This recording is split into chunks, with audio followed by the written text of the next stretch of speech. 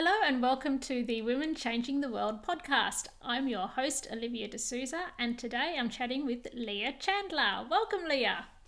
Well, thanks, Olivia. Nice to meet you. Wonderful to meet you.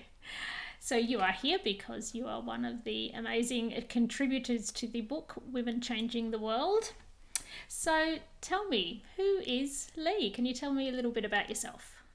Yes, I live in Brisbane in Australia, and I run a business called Kids Fit Australia, and we work with kids, families, educators, particularly parents and carers as well. And we look at creating programs that actually will help them always provide inclusion for those children that are actually needing that particular help.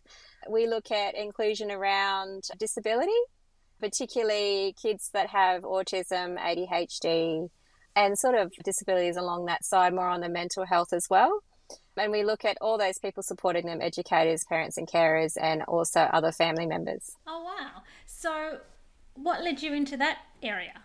Basically, our family life, we have 3 children, all different ages, and we have 2 on the autism spectrum.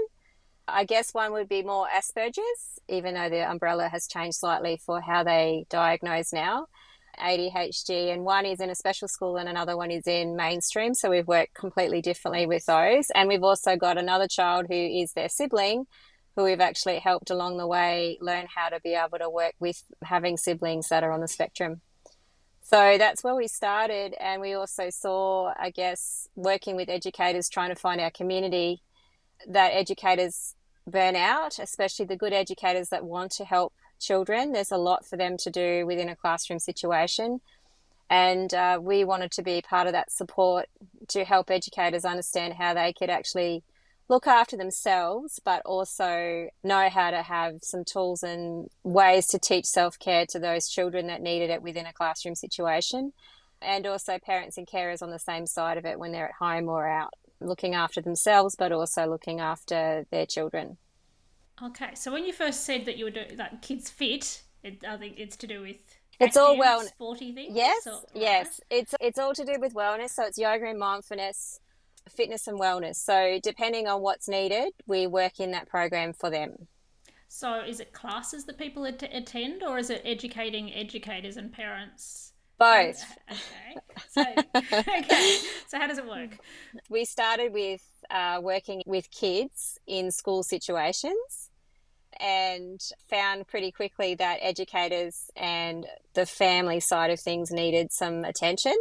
And we thought a 3-tiered approach would actually be better for that. So we work with the kids, we work with parents and carers and families, and that side, that's the second tier. And the third tier is obviously educators, because around providing community support for inclusion, you need all those 3 tiers to work together.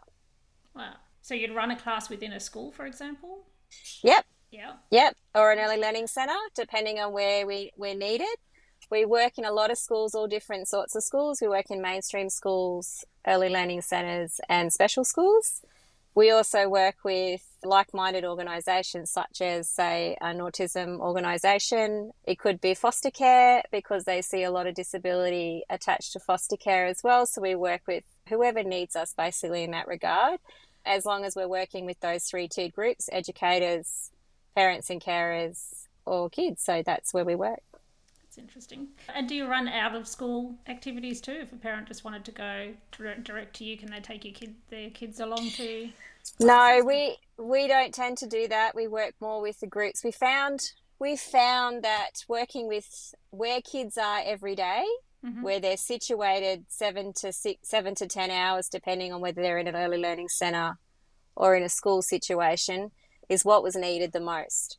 Okay, so what were you coming across? What were you experiencing when you decided that you must have felt that there was some sort of gap or that it wasn't Yeah. working? What was happening? Oh, absolutely. Firstly, my experience, I guess, was with my son, firstly, who's 15 now. And I could say it was really difficult to have him diagnosed because no one really knew what they were looking at. We had no idea. But he was having outbursts, very severe anxiety, and just very genuinely unhappy at school, not able to cope. Very intelligent, but just couldn't socially cope, and lots of sensory issues, that kind of thing. So I sat in class with him a couple of times and realized when I looked around the classroom that there was a lot of kids not able to cope as well. And also I noticed certain educators were in the same boat where they looked like burnout was actually imminent. So we started there with the kids first, and then we just started talking to the school that we were in, like our kids were in, and just started to talk to them about maybe starting some programs. I actually had a yoga background, fitness background, and always worked with kids and families in different regards. So we started just working in our local school and quickly realized that we were needed and started to see that also there was basically a disconnect between educators and parents and carers, because we'd also been in that position where we've had to really fight educators to actually have our kids fit Have your and kids we fit? As in, fit into the school yeah, right, situation. yeah. Yeah. Mm-hmm. So we just started trying to educate the educators that would actually work with us. Worked in a community situation, the fact that we always made sure that we talked to them about new things that we learnt. We also worked with all our external people to actually work in with the schools. So could be our physio, could be our speech pathologist, whoever it might be. We actually worked in with them to work in with the school. So we started to work a big community situation.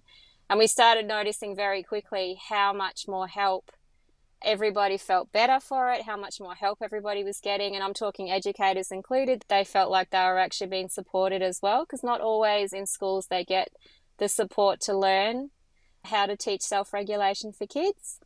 They're taught to actually teach in a classroom situation, but not so much actually help them understand how to be there and be comfortable in that situation socially. So we looked at that, and then parents and carers, of course, were the same. So we wanted to help parents just like us to actually have that same kind of thing. Wow, that's a lot to cover. It sounds like obviously you are emotionally intelligent, and to sit there and see you weren't picking faults and going, this is not working right, and just pick faults. You could actually see that people were trying and struggling and burning out, and you've come in with a solution and to help support. Because people go into teaching, I mean, pretty much nearly, all of them go in with wonderful, you wouldn't do teaching if you weren't a good person, pretty much. Mm. Like, you go in there with good intentions. It's one of the best, most important jobs.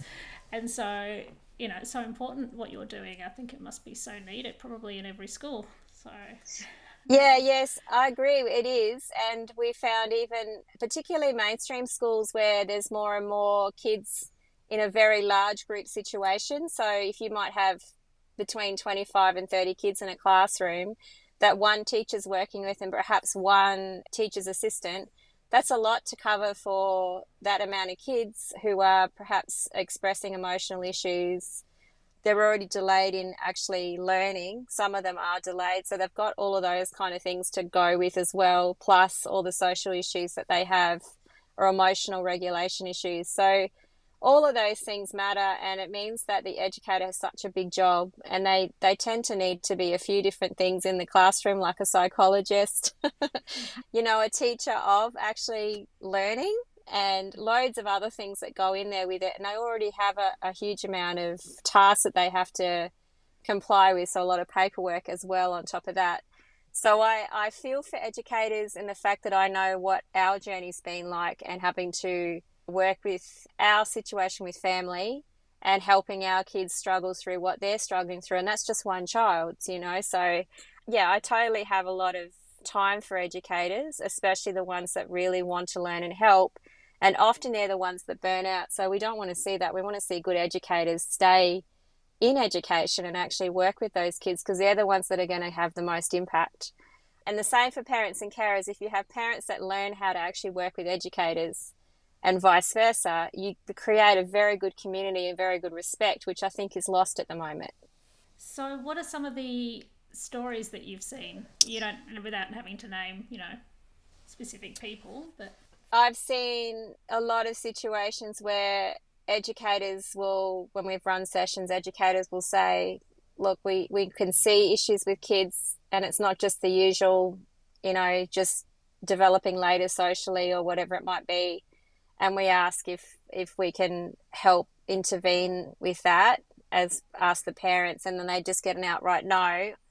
or a complaint goes to their manager because they've actually expressed that situation. So we've talked a lot about that in regards to how So that as can in come. parents are offended by what they've said Yeah, about their child? yeah, Right. or disengage from it, who basically will dismiss it. There's a lot of dismissive behaviour on that.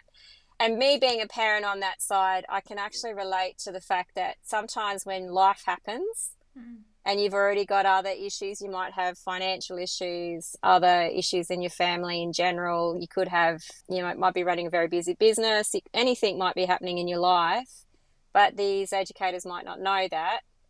So it takes a little bit of time to also then process having something wrong with your child, or perhaps something coming up with your child that perhaps you don't see at home, that might be only happening in the social aspect.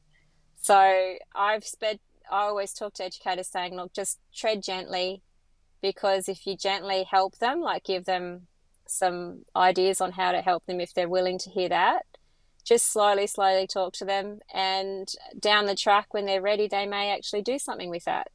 And often they do. It's just that it takes a bit of time to process that. So I always say to educators, I know it's tough because you just want to help the child, and it's also helpful to your day to have that child work better in with all the other children, but that's just not life.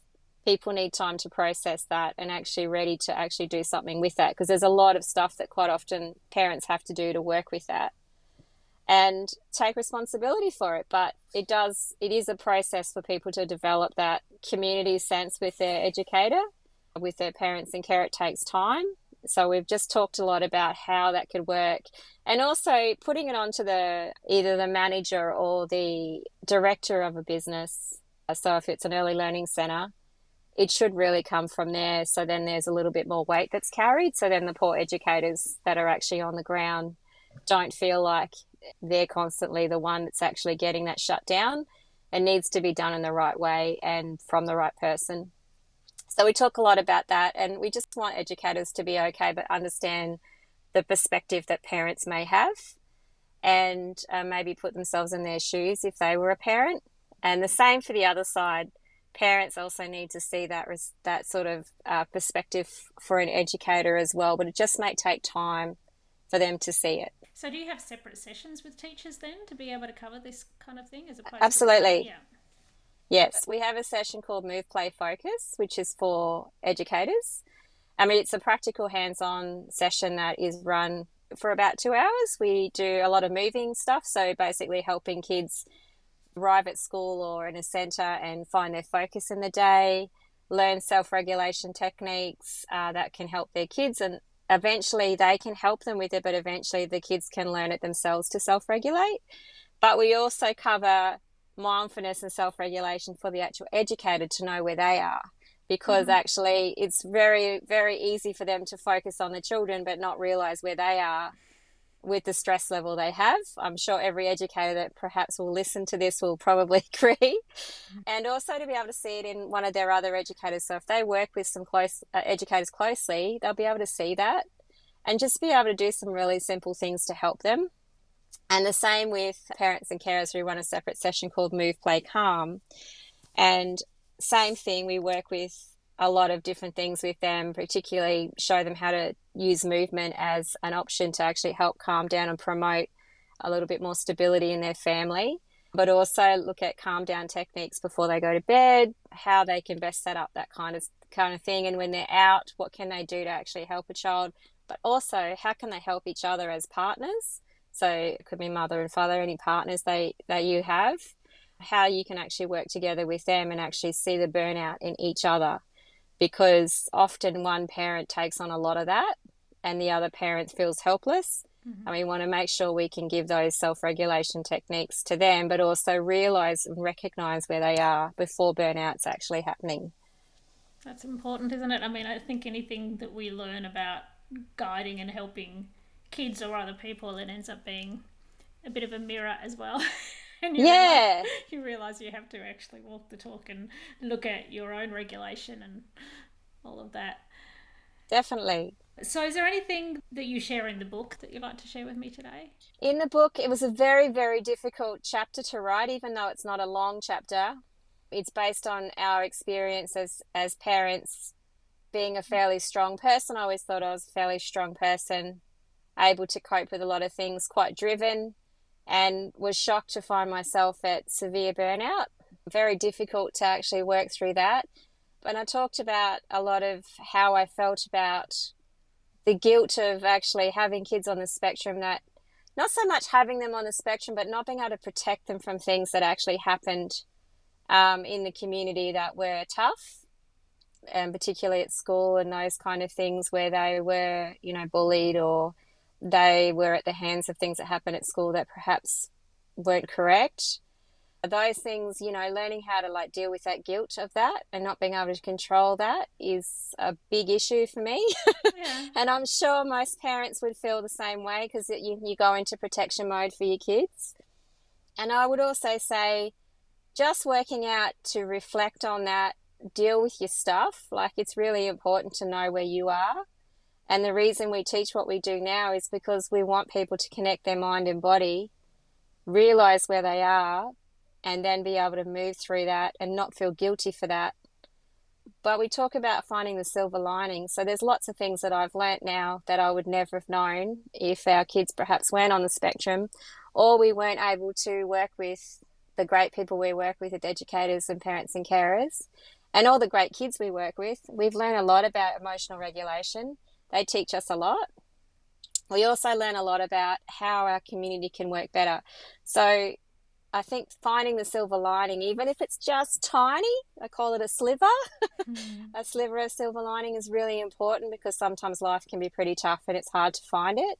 And you really have to sit down and bit of soul searching and just have a look and see what good things have come out of a bad situation. So what are some of the things that you could share that you find help with dealing with kids that are on the spectrum? Some strategies, perhaps? Everything you think of, particularly in a Western world, you're taught that eye contact's awesome. You should have eye contact. That's one thing I'll talk about first, is people go, you got to look at me when I speak to you. Well, kids on the spectrum, often you look at them and they try to look at you. They are so uncomfortable, they don't listen to you. That if you sit next to them and you let them be okay with you being there, often you can ask a question and eventually they'll talk to you, or they'll start talking to you, because that's relaxed compared to having direct eye contact when they're not able to do it. So I guess if you ever find someone in the street, and I'm not just talking kids, I'm talking generally everyone, and you're talking to someone or you're seeing someone, and even in customer service, that does not give you eye contact, but perhaps if you stand to the side on an angle and talk to them, it doesn't mean they're not listening. They're often processing. They just do it differently on how they actually bring it across. Don't judge that. Just ask a few questions. You'll know if someone's not listening by the way that they answer. But often people that are on the spectrum won't give you eye contact, or very limited eye contact. People that are uncomfortable with that sensory aspect, I don't actually have to be on the spectrum. It's very important to know that most people do listen. It's just how they listen is different to perhaps what you're used to and how you've been brought up. So that's something to consider. And then you've got cultural, of course, on top of that, which is different again, where eye contact's seen differently in a lot of different ways.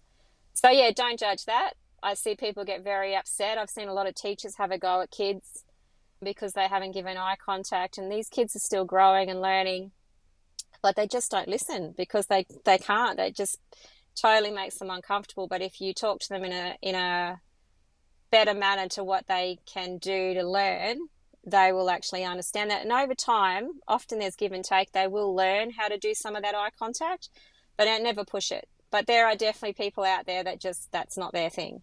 So just don't judge that, because most people are pretty good and they want to hear you. They just do it in a different way. So that's one. That's huge. So that just shows how we can be so quick to judge, and we think we know what we're seeing, but we have so much to learn. And so learning how to understand each other is incredible skills.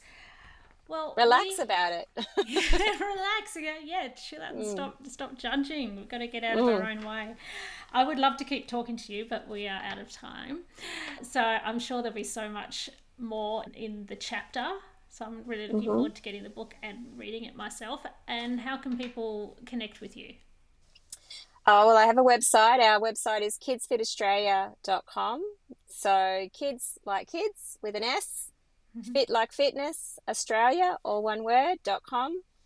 And all our social media, we're on LinkedIn, Instagram, and Facebook, and it's Kids Fit Aus. So KIDS for Sam, fit like fitness, and AUST for Australia.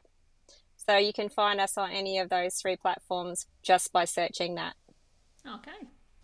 Wonderful, and we'll put links to all of that in the show notes and also how to get the book. So thank you so much. Thanks, Olivia. Much appreciated. Nice to Thank talk to you. Nice talking to you, Leah. Bye. Bye.